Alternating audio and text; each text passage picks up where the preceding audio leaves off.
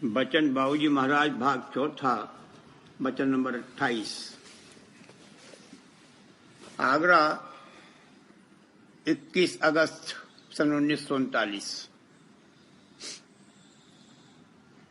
हर करनी का फल मिलता है, मगर फल घाट पर मुनस्सिर है। काल ने मालिक की बड़ी सेवा की, लेकिन अंतर में राज करने की चाह होने की वजह से मालिक के प्रेम का आनंद नहीं ले सका। करनी का फल मिलता है, कोई करनी ऐसी नहीं है जो निष्फल जाए। अलबत्ता फल में इतना भेद है कि जिस घाट से जो कार्रवाई की जाएगी, उसी घाट या उसके परे के घाट पर वह फल होगा। करनी अगर अंतर से की जाती है तो अंतर का फल मिलेगा, और अगर बाहरी है तो बाहर का फल मिलेगा। बाहर चाहे जिस कदर प्रेम और भक्ति की रीत में बरता जाए और चाहे जिस कदर सेवा कर ली जाए, लेकिन करनी अगर अंतर में धस कर नहीं की जाती है तो उससे मालिक के चरणों की भक्ति और प्रेम कदापि प्राप्त नहीं हो सकते। इसीलिए कहा गया है कि बाहर की करनी मन भर हो और अंतर की सिर्फ छटाक भर ही हो तो वो छटाक भर अच्छी है, लाभदायक और गुणकारी है। उससे मालिक के चरणों में प्रेम प्रीत बढ़ेगी।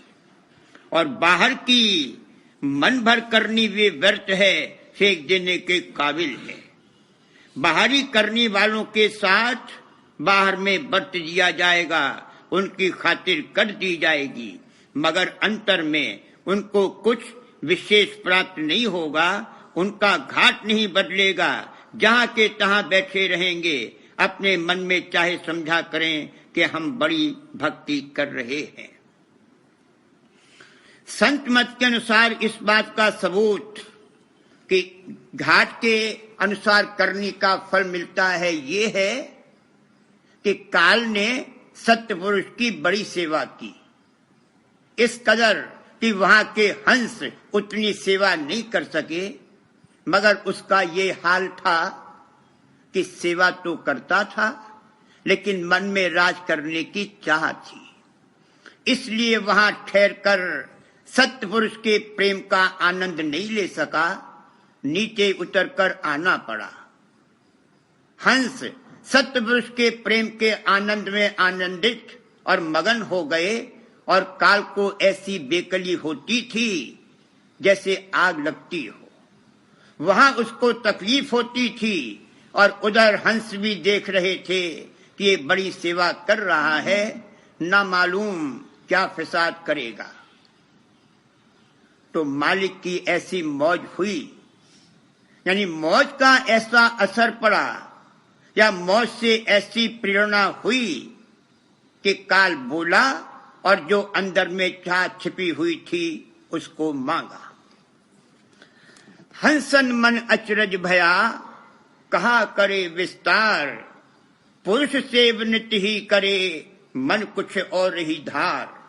धारा वह बढ़ती चली, कला न रोकी टाए। पुरुष मौज ऐसी हुई, बोली कला बनाए।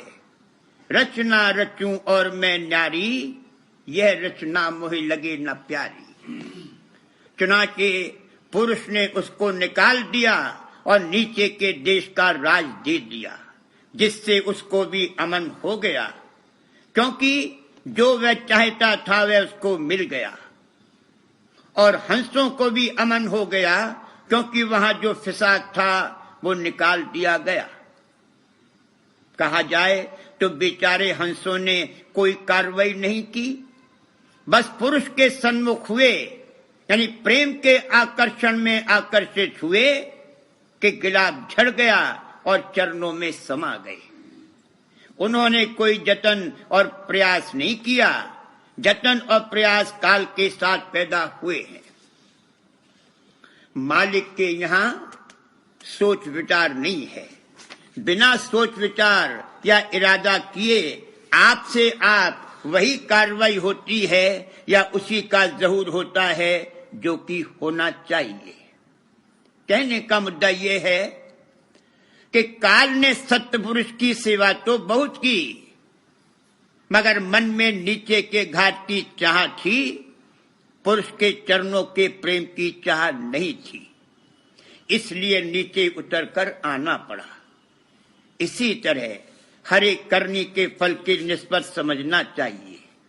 कोई करनी निष्फल नहीं जाएगी, जरूर उसका फल मिलेगा, लेकिन क्या मिलेगा वह घाट पर मनुष्य है। फल मिलने को तो मूर्ति के पूजन और भक्ति करने वालों को भी मिलता है, मगर यही कि बाद मरने के बड़े बड़े मंदिर और बड़ी बड़ी मूर्तियां मिलेंगी और जैसे यहाँ करते हैं वैसे ही वहां करेंगे। वहां किसी कदर ज्यादा आराम और आसाइश के साथ इस कार्रवाई को सूक्ष्म शरीर से करते रहेंगे, और जब उसका वक्त पूरा हो जाएगा तब अपने कर्मानुसार हालत बदल जाएगी।